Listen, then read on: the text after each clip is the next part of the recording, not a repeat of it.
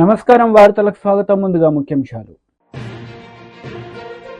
CM Revanth Reddy press meet, పలు అంశాలపై వివరణ. పవన్ కళ్యాణ్ చంద్రబాబు నాయుడు ప్రెస్ మీట్, గెలుపుపై ఆనందం వ్యక్తం.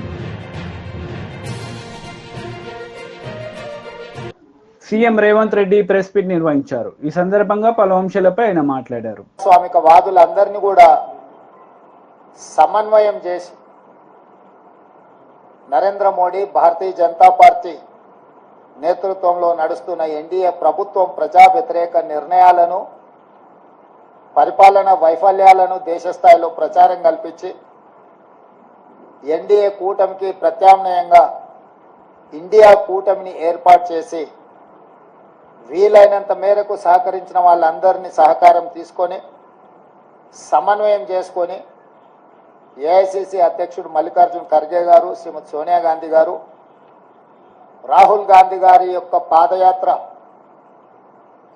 సృష్టించిన ప్రభావాన్ని ప్రజలకు చేరవేయడం ద్వారా ఎన్నికలను నిర్వహించడం జరిగింది. ఈ ఎన్నికలలో మొదటగా తెలంగాణ రాష్ట్రంలో జరిగిన ఎన్నికలను మనం చర్చించుకొని ఆ తర్వాత జాతీయ స్థాయి ఎన్నికల మీద మనం విశ్లేషణ చేసుకుందాం. 2023 డిసెంబర్ 3 నాడు వచ్చిన ఫలితాలలో 64 శాసనసభ నియోజకవర్గాలలో కాంగ్రెస్ పార్టీని గెలిపించి ఒక్క శాసనసభలో సిపిఐని మా ఎన్నికల పొత్తులో భాగంగా కొత్తగూడెంలో గెలిపేయడం జరిగింది. తెలంగాణ రాష్ట్రంలో 65 శాసనసభ నియోజకవర్గాలలో 39.5% ఓట్లను వేయడం ద్వారా కాంగ్రెస్ ప్రభుత్వాన్ని, ప్రజాపాలనకు తెలంగాణ ప్రజలు ఆమోదం ఇచ్చిండ్రు. ఆ తర్వాత 100 రోజులలో 5 గ్యారెంటీలను అమలు చేసి భవిష్యత్ కార్యాచరణను ప్రజలకు వివరించి ఈ పార్లమెంట్ ఎన్నికల బరిలో మేము దిగడం జరిగింది. ఆనాడు ఎన్నికల బరిలో దిగినప్పుడే విస్పష్టంగా పత్రికా సమావేశాన్ని ఏర్పాటు చేసి బహిరంగ సభలలో కూడా ప్రజలకు మేము చెప్పడం జరిగింది. ఈ ఎన్నికలు నేను, నా మంత్రివర్గము 100 రోజులు అందించిన పరిపాలనకు రెఫరెండము. మేము ఇచ్చిన గ్యారెంటీలను, మేము చేస్తున్న పరిపాలనను ప్రజల ముందు పెట్టి మేము ఓట్లు అడుగుతున్నాము. మా పరిపాలన మీకు నచ్చితే, మా పరిపాలన ఇంకా కొంత బలాన్ని చేకూర్చడం ద్వారా ఇంకా ప్రజలకు ఉపయోగపడే విధంగా పరిపాలన అందించడానికి మీరు తీర్పు ఇవ్వండి అని చెప్పి విస్పష్టంగా ప్రజలకు మేము వివరించడం జరిగింది. చాలామంది మీడియా మిత్రులు, సహచర ప్రజాప్రతినిధులు మనం రెఫరెండం అనకపోతే బాగుండునేమో, ఒకవేళ తీర్పు మనకు వ్యతిరేకంగా వస్తే ఆ తర్వాత సమస్య అవుతుందని కూడా చాలామంది సూచన చేసింది. కానీ ప్రజల పట్ల ఉన్న విశ్వాసము, కాంగ్రెస్ పార్టీ కార్యకర్తల, నాయకుల పట్ల ఉన్న నమ్మకంతో ఆనాడు పిసిసి అధ్యక్షుడిగా, తెలంగాణ రాష్ట్ర ముఖ్యమంత్రిగా ఇది మా పరిపాలనకు రెఫరెండమే అని చెప్పి స్పష్టంగా నేను చెప్పడం జరిగింది. మధ్య మధ్యలో మీడియా మిత్రులు గుర్తు చేసినప్పుడు కూడా ఈ విషయంలో మాకు రెండో ఆలోచన లేదు, రెఫరెండమే అని మేము చెప్పడం జరిగింది. తెలంగాణ రాష్ట్ర Janasena leader Pawan Kalyan press meet నిర్వహించారు. ఈ సందర్భంగా పలు అంశాలపై ఆయన మాట్లాడారు. చూపిద్దాం, పాటించి చూపిద్దాం. ఇక్కడ నిజంగా జనం అలసిపోయారు. ఒక కొత్త తరహా రాజకీయం చూద్దాం, పాత విలువలతో కూడిన రాజకీయం చూద్దాం. అది మనం చేసి చూపించాలి. ఆ దారి వెంట నడిచి చూపించాలి. జనసేన ఆ రోజు నేను మాట్లాడితే అంటే నేను భగవంతుడు కరుణించాలి, ఇదేదో నేను పెట్టిన వ్యూహం గొప్పతనం అని నేను చెప్పట్లేదు. కానీ భగవంతుడి కరుణ, తల్లి కరుణ, ప్రజల ఆశీస్సులు, మద్దతు 2019లో ఒక్క సీటు కూడా ఉన్నది అటు ఇటు కాని పరిస్థితుల్లో ఈ రోజున జనసేన ప్రధాన ప్రతిపక్షంగా అసెంబ్లీలోకి అడుగు పెట్టబోతుంది. మీ అందరికీ దానికి సంబంధించి ప్రత్యేకించి శుభాకాంక్షలు. అధికారంలో భాగస్వామ్యం తీసుకుంటాం ఖచ్చితంగా. అది రెండింటి మధ్య ఎలాగనేది ఆ టెక్నికల్ ఆస్పెక్ట్స్ ఎలాగో చూడాలి. అది మీ అందరికీ నేను తెలియజేసుకుంటాను. అలాగే కేంద్రంలో కూడా మన ఆంధ్రప్రదేశ్కి కావాల్సింది చాలా కీలకమైన మనం పరిణామాలు చోటు చేసుకున్నాయి కాబట్టి ఆంధ్రప్రదేశ్ ప్రతి ఎంపీ చాలా బాధ్యత ఉంది. మన జనసేన నుంచి గెలిచిన బాలశౌరి గారికి కానీ తంగెళ్ళ ఉదయ్ శ్రీనివాస్ గారికి కానీ చాలా బాధ్యత ఉంది. ఇది మీ ప్రతి కదలిక, మీ ప్రతి మాట ప్రజలు చాలా సునిశ్చితంగా పరిశీలిస్తారు. ఢిల్లీలో మీరు చేసే ప్రతి కదలిక, ఢిల్లీలో మీరు మాట్లాడే ప్రతి మాట ఆంధ్రప్రదేశ్ నిర్మాణానికి ఉపయోగపడాలని కోరుకుంటున్నాను. అది దయచేసి ఎంపీలుగా అది దయచేసి మీ ఇద్దరు అది, ఎందుకంటే బాలశౌరి గారు అది మీ అందరి బాధ్యత. మీరిద్దరు గెలవలేదు, 5 కోట్ల మంది ప్రజలు మమ్మల్ని గెలిపించారు. అందుకని మన ఎమ్మెల్యే నేను కూడా అద్భుతమైన మెజారిటీ తోటి గెలిచినందుకు ముఖ్యంగా మనకి ఈ ఒక తీర్మానాన్ని ముందు ఒకటి ప్రవేశపెడుతున్నాం. మరి మీ అందరి ఇది చెప్పండి. పాపం వెన్నంటే ఉండి పిఠాపురంలో జనసేన గెలుపు కోసం, నా గెలుపు కోసం కృషి చేసిన వర్మ గారికి ప్రత్యేక కృతజ్ఞతలు. వారికి అందరూ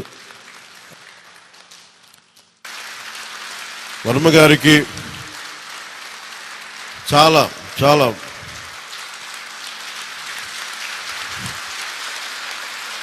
వర్మ గారా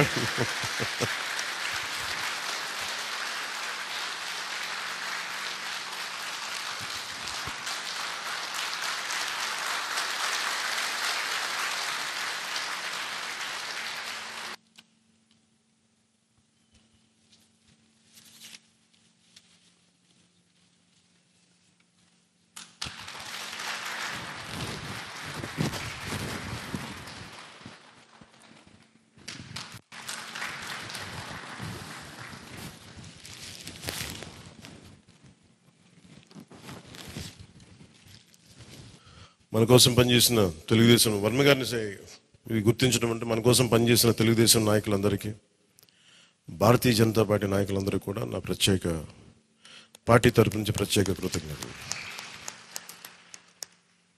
అలాగే జన సైనికులకి ప్రత్యేకించి మీరు పడ్డ శ్రమ, కృషి మేము మర్చిపోలేం. మమ్మల్ని గుండెల్లో పెట్టి చూసుకుంటాం. మీ భవిష్యత్తు కానీ మీ బాధ్యత మీకు ఎలా ఉండాలనేది మేము గుండెలో పెట్టి చూసుకుంటాం. అలాగే మా ఆడపడుచులకి, వీర మహిళలకి, యువతులకి జనసేన కోసం మీరు పడ్డ శ్రమ మేము మర్చిపోలేం. మీ అందరికీ కూడా నా ప్రత్యేక ధన్యవాదాలు, కృతజ్ఞతలు. మీ శ్రమని, మీరు చేసిన ఈ కృషిని మేము మర్చిపోం. మీ ఆశయాలని మీరు దేనికోసమైతే పనిచేస్తారంటే ముందంటే తీసుకెళ్తాం. ఈ జనసేన కార్యాలయం ఇంకొద్ది రోజుల్లో ఫుల్ ఫ్లెడ్జ్డ్ ఫంక్షనింగ్ ఆఫీస్ అవబోతుంది, రెడీ అవబోతా ఉన్నది. మనకి రాష్ట్రంలో ఈ నలుమూలలు ఎవరు వచ్చినా కానీ దానికి టీడీపీ అధినేత నారా చంద్రబాబు నాయుడు మీడియా సమావేశం నిర్వహించారు. ఈ సందర్భంగా పలు అంశాలపై ఆయన మాట్లాడారు. 60% పడ్డాయి, వైసీపీకి 39.37% పడ్డాయి. ఇది ఊహించినటువంటి ఒక్కొక్కసారి 95,000 మెజారిటీ. ఒకప్పుడు నేను చార్మినార్ ఎగ్జాంపుల్ చెప్పేవాడిని. చార్మినార్ అంటే అక్కడ ఎంఐఎం కంచుకోట, అక్కడ ఎప్పుడు ఎక్కువ ఓట్లు వచ్చేటివి. ఆ తర్వాత కుప్పం, సిద్దిపేట పోటీ పడేటి రెండో స్థానానికి.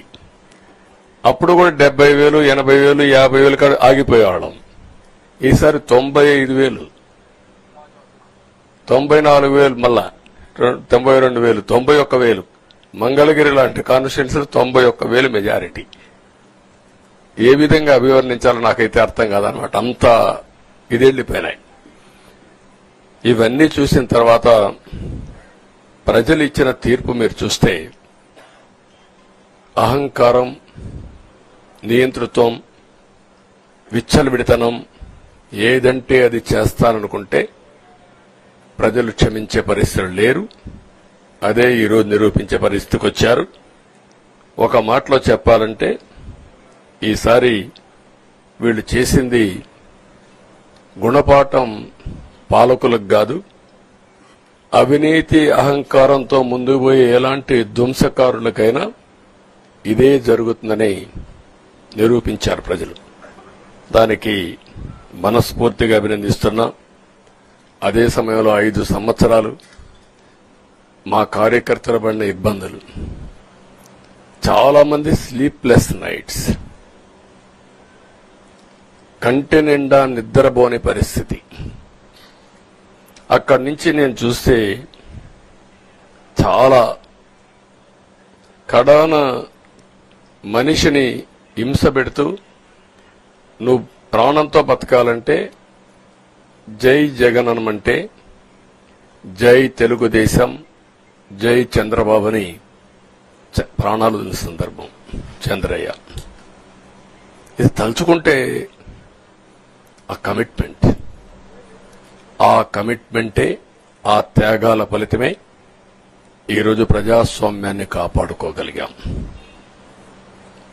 ఒక్క మా కార్యకర్తలకే కాదు, మీడియా 5 ఏళ్లు మీరు పడిన ఇబ్బందులు, మీరు కోర్టుల చుట్టూరు తిరిగిన ఇది, మిమ్మల్ని సిబిసిఐడి ఆఫీసులో పెట్టి వేధించిన విధానం, అవి తలుచుకుంటే ప్రజాస్వామ్యమే సిగ్గుతో తలంచుకోవాలి.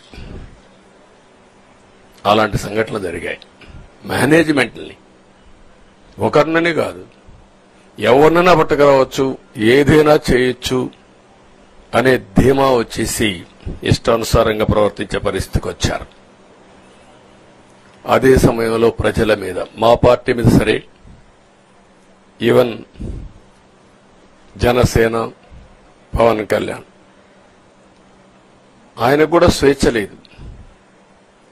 ఎక్కడైనా సరే విశాఖపట్నానికి వెళితే ఉన్న పళంగా విశాఖపట్నం నుంచి వెకేట్ చేయాలని తిరిగి, అంటే నగర బహిష్కరణ.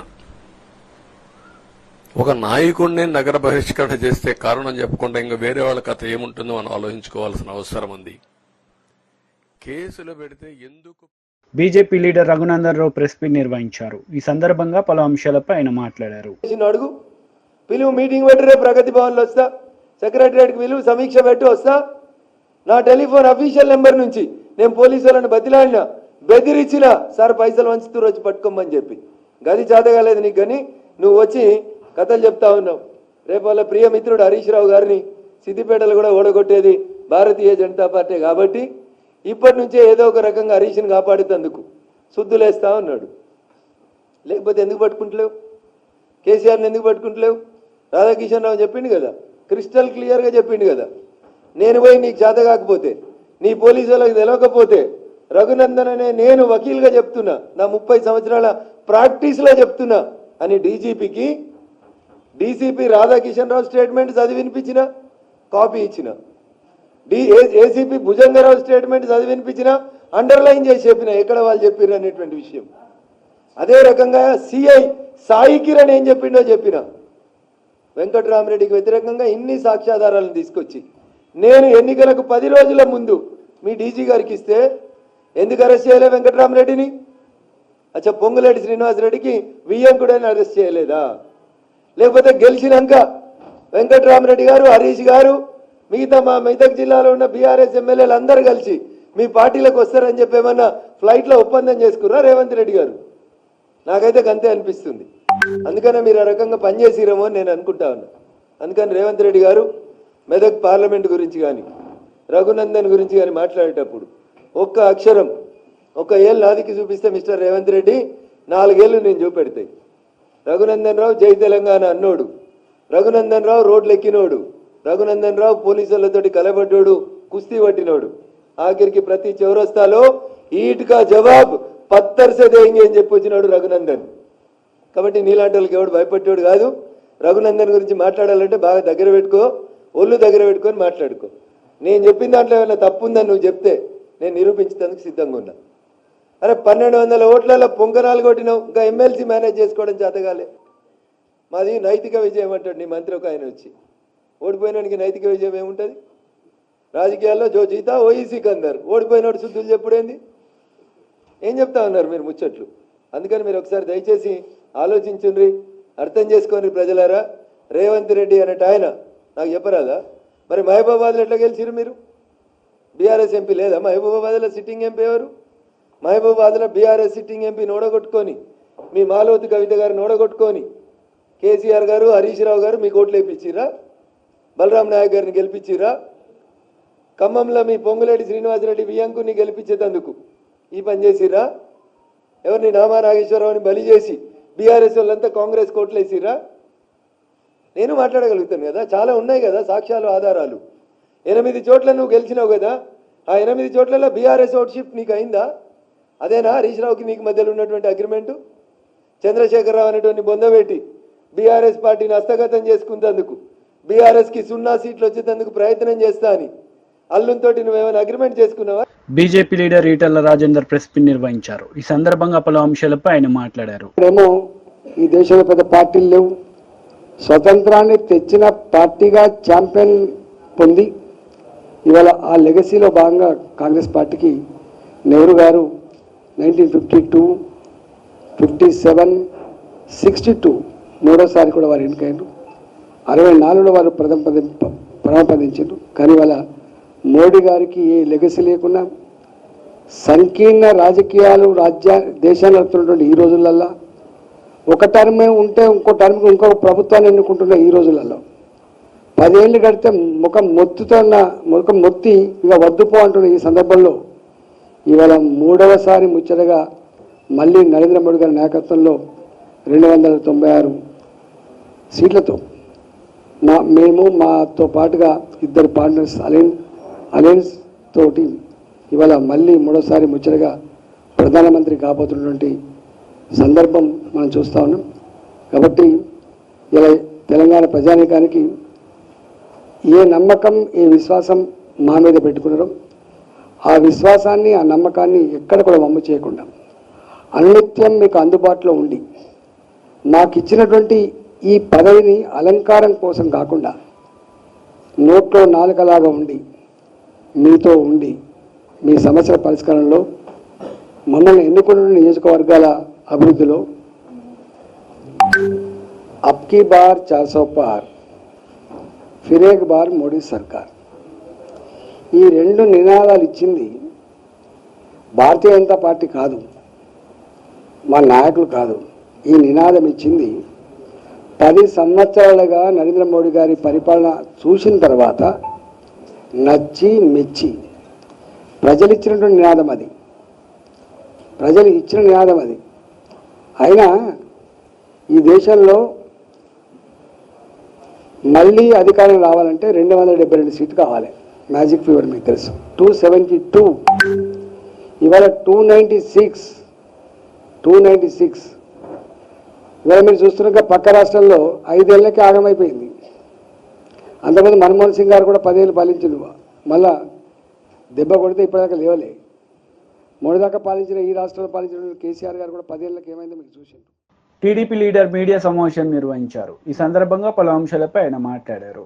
డిసెంబర్కి పూర్తి చేస్తానని చెప్పావు, మరి పోలవరాన్ని ఎట్లా ముంచేశావు? ఈవేళ ప్రజలు ఇచ్చినటువంటి తీర్పు.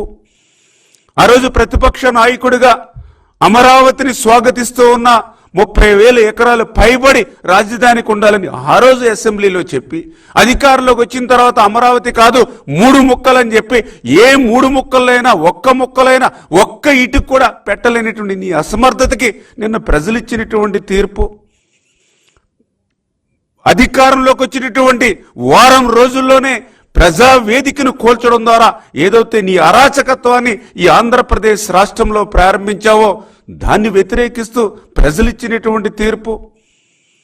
ఏదైతే ఒక ఎస్సీ, ఎస్టీ, బీసీ మైనారిటీలు ఎవరైతే ఉన్నారో మరి అటువంటి వారికి సంబంధించినటువంటి 138 సంక్షేమ పథకాలు ఏవైతే రద్దు చేశావో దాని మీద నీకు ప్రజలు ఇచ్చినటువంటి తీర్పు. ఏదైతే రాజ్యాంగబద్ధంగా ఒక ఎస్సీ, బీసీ సప్లాన్ నిధులు ఏవైతే ఉన్నాయో వాటిని ఏ రకంగా అయితే నువ్వు దారి మళ్లించావో వాటి మీద ప్రజలు ఇచ్చినటువంటి తీర్పు.